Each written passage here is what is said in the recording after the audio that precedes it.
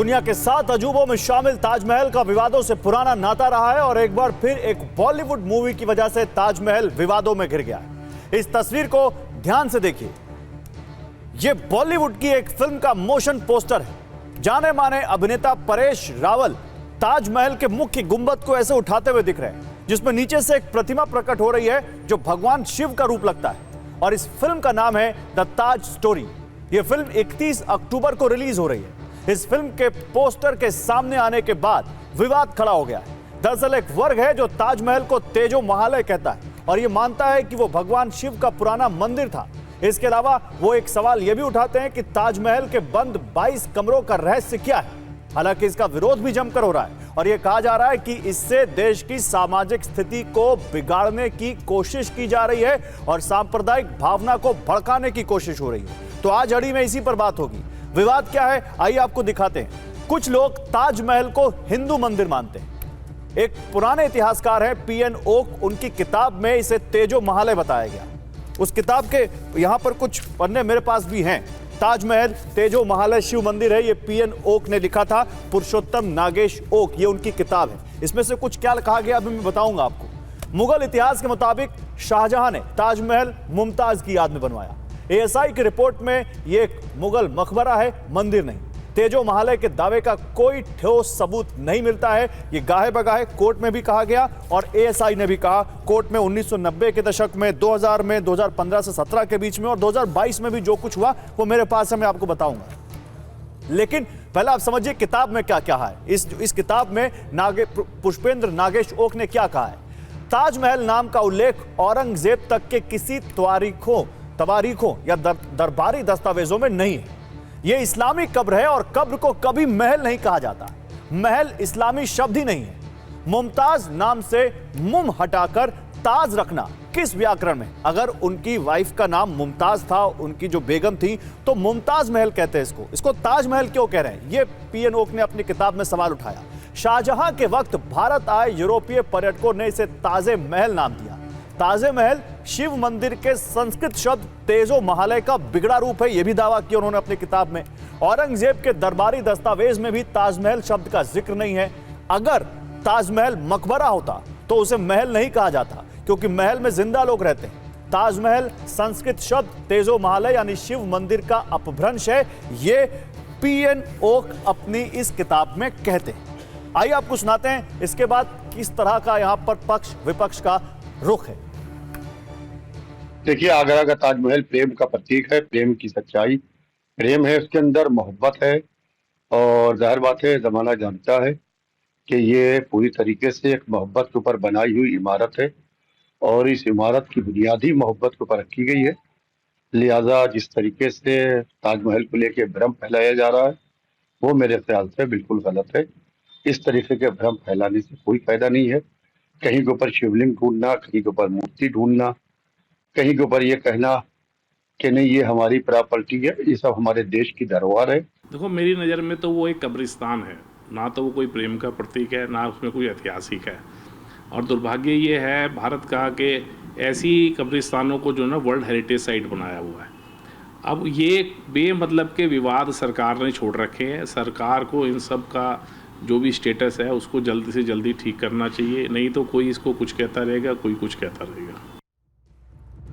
और देखिए, इसी पर बात करेंगे हम कि क्या इस फिल्म की वजह से ताजमहल का जो विवाद है एक बार फिर से जिंदा हो गया है? क्या इस विवाद का जिन्न एक बार फिर से बोतल से बाहर आ गया है? या जो समय समय पर मांग उठती रही है कि इसका भाई एक प्रॉपर परीक्षण करवाया जाए, इसकी यहां पर गहन जांच करवाई जाए और बहुत कुछ टेक्नोलॉजीज का जिक्र भी इसमें किया गया है कि उन तकनीक के जरिए ये पता किया जाए कि आखिर में ये है क्या। इस पर बात करने के लिए मेरे साथ स्टूडियो में डॉक्टर ओम जी उपाध्याय हैं। आप डायरेक्टर हैं Indian council of historical research, historian हैं, हमारे साथ हैं इस वक्त। हमारे साथ इस पर बात करने के लिए सैयद जवाद इस वक्त हमारे साथ स्टूडियो में जुड़ चुके हैं। प्रोफेसर संगीत रागी हैं, प्रोफेसर हैं पॉलिटिकल साइंस के दिल्ली यूनिवर्सिटी से हमें ज्वाइन कर रहे हैं। हाफिज नूर अहमद अजहरी, मुस्लिम स्कॉलर, हमें ज्वाइन करेंगे। लेकिन शुरुआत संगीत रागी आपसे।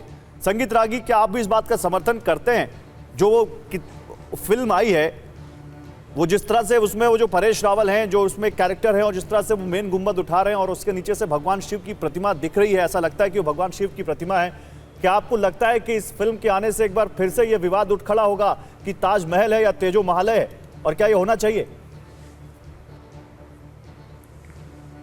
देखिए, मैं तो ऐसा मानता हूं कि इतिहास से हमें आंखें नहीं चुरानी चाहिए। यदि ये सच्चाई है कि इस्लामिक बर्बरता ने तेजो महालय शिव मंदिर को तोड़ा और वहाँ पर उसे एक डोम का आकार दे करके इस्लामिक आकार देने की कोशिश की है, तो मुझे लगता है कि बहुत वर्षों से, जब मैं बचपन था तब से हम PNO के बारे में पढ़ते रहे हैं जी कि ये ताजमहल जो है वो इस्लामिक स्ट्रक्चर कहीं से नहीं है। और उसके पक्ष में उन्होंने सैकड़ों तर्क दिए हैं, कोई एक दो नहीं। जो मार्बल लगा है उसके कलर को लेकर के, नक्काशी को लेकर के, जो कुरान की आयतें लिखी गई हैं जिन संगमरमर के पत्थरों पर, और जो बाकी पत्थर हैं उनको उनके अंतर पर ला करके सुपर इम्पोज किया गया है। और जो ताजमहल है उसके पीछे जो है वहाँ पर गौशालाओं का जिक्र है, 400 के आसपास रहने के स्थान को लेकर के, बरांडा को ले, ऐसे तमाम सैकड़ों उन्होंने ये प्रमाण प्रस्तुत किए हैं। और ये भी बताया है कि किसने बनवाया, 22 साल तक यदि बना तो कहीं भी इतिहास के पन्नों में यह दर्ज नहीं है कौन उसका आर्किटेक्चर, उसका पैरेलल ही कहीं खड़ा हो गया होता। इसका मतलब है कि वो एक मंदिर के ये पे एक इस्लामिक स्ट्रक्चर खड़ा करने की कोशिश की गई थी। तो फिर अगर ऐसा है संगीत रागी, अगर ऐसा है तो समय समय पर हमारे देश की अदालतों ने 10 सेकंड में खत्म कर दूं। नहीं, सवाल ले लीजिए, खत्म मत करिए, फिर जवाब दीजिए। मैं तो कह रहा हूं ऐसा है तो फिर हमारे देश की अदालतों ने समय समय पर ऐसी कई याचिकाएं जिसमें ये कहा गया कि ताजमहल नहीं है, तेजो महालय है, वो याचिकाएं खारिज कर दी। 89 में ये बुक आती है, 1990 में याचिकाएं जाती हैं, वहां पर एसआई कोर्ट में कहता है कि भाई ये तो एक मकबरा है, मुगल जो हुआ था राजा, उसने शाहजहां ने बनवाया, ये मुगल बादशाह ने। फिर 2000 में आती है, 2015 से 2017 के देखिए सत्ता किसके पास थी, सत्ता का तंत्र किसके पास था, न्यायिक तंत्र किसके हाथों में था, इन सारी चीजों को आप जोड़ लें तो मैं तो, आप ये क्यों नहीं सोचते हैं कि इसे 1947 के बाद राम मंदिर तो वहीं बन जाना चाहिए था। जिस प्रकार से अन्य पटेल के समय जिस प्रकार से सोमनाथ का उद्धार हुआ, वैसे काशी का उद्धार होना चाहिए था। अरे सत्ता तो 2014 वैसे ही जो है वो कृष्ण जन्मस्थल का उद्धार होना चाहिए। 2014 में बदल गई। मैं आपको 2015 से 2017 के बीच का बता रहा हूं, सुनिए। कुछ हिंदू संगठनों ने फिर से कोर्ट में दावा किया कि ताजमहल तेजो महालय है। इलाहाबाद हाई कोर्ट और फिर सुप्रीम कोर्ट दोनों ने कहा कि यह दावा ऐतिहासिक तथ्यों पर आधारित नहीं है। कोर्ट ने एएसआई से स्टेटमेंट मांगा और एएसआई ने दोहराया कि ताजमहल एक मुगल मकबरा है। ये 15 से 17 के बीच की बात कर रहा हूं मैं आपसे, सत्ता बदल चुकी थी तब। मैं फिर आपसे कह रहा हूं कि इकोसिस्टम जो है, बौद्धिक इकोसिस्टम वही है, आज भी काम कर रहा है। यदि ऐसा नहीं काम कर रहा होता तो वक्फ बोर्ड पर जब कानून कांग्रेस पार्टी लेकर के आई थी और 2020 में गई थी, लोग वहां पर सुप्रीम कोर्ट के पास गए थे, तो सुप्रीम कोर्ट ने क्या कहा था? कहा आप जाइए हाई कोर्ट में, आपका लोकस स्टेंडाई क्या है। और अब जब वक्फ बोर्ड का कानून आया तो सुप्रीम कोर्ट लगा रातों रात उसे सुनने के लिए बेचैन है और निर्णय देने के लिए बेचैन है। आपको इकोसिस्टम का अंतर नहीं दिखाई पड़ता है? विष्णु मंदिर खजुराहो का टूट जाता है और उस पर जो टिप्पणी होती है सुप्रीम कोर्ट की, आप सोच सकते हैं कि कोई ऐसा इकोसिस्टम है। तो मैं इसे नहीं मानता कि यदि सुप्रीम कोर्ट ने उसे एक बार खारिज कर दिया है तो इसका मतलब कि हिंदुओं का दावा नहीं बनता है। बनना चाहिए ना बनना चाहिए, यह निर्णय लेने का काम जो है समाज का है।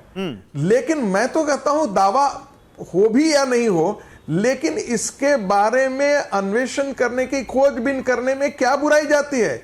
यदि लोग कहते हैं कि इस्लामिक बर्बरता का यह प्रतीक है हमारे शिव मंदिर, अच्छा 400 कौन, आप जरा मुझे बताइए तो कि बरांडा और एगरा और 400 जो है वो रहने की व्यवस्था मल्टी स्टोरीड आपने कहीं देखा है और जगह पे? 2 साल वो रही थी। और शाहजहां के बारे में तो, उसकी अयाशी के बारे में और सी बहुत सी कहानियां हैं।